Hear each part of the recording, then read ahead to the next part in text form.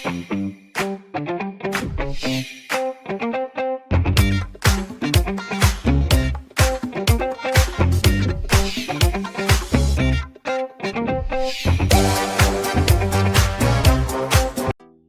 again.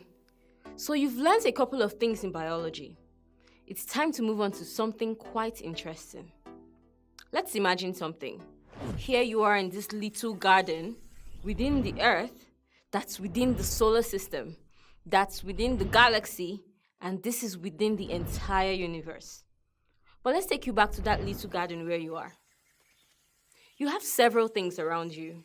Other living organisms like animals and plants, the soil on which you're standing, and the sun, and even rocks. All of these things make up your environment, and you interact with them one way or the other. For instance, the plants in your environment produce oxygen, which you use for respiration. And you produce carbon dioxide, which they use for photosynthesis. Plants even interact with sunlight and inorganic substances in this environment. So let's define the environment. It is everything around a living organism that affects it. And this includes where the organism lives, or its habitat, where it lives its life and carries out its activities, the conditions within and outside its habitat, its surroundings, and the other organisms in these surroundings, and any other thing that could affect it. So in this quest, we will be studying how organisms interact with their environment, and this has a name. It's called ecology. Ecology is that branch of biology that studies the interactions of living organisms with their environment. It's pretty simple.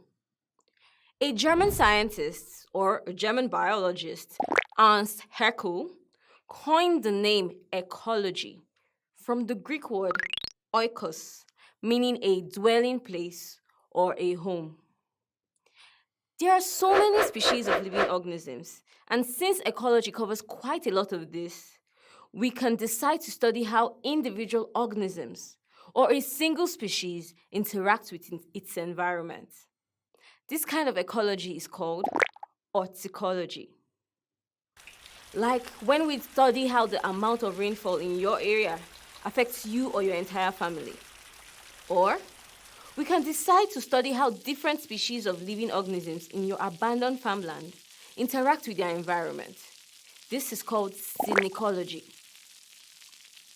Aside from studying how living organisms interact with their environment in ecology, we can also study how living organisms are distributed in an environment. So you've learned what an organism's environment is about, and that ecology is the study of the interaction between living organisms and their environment. Great. In the next lesson, we'll get to learn some key things about ecology. Till then, keep learning.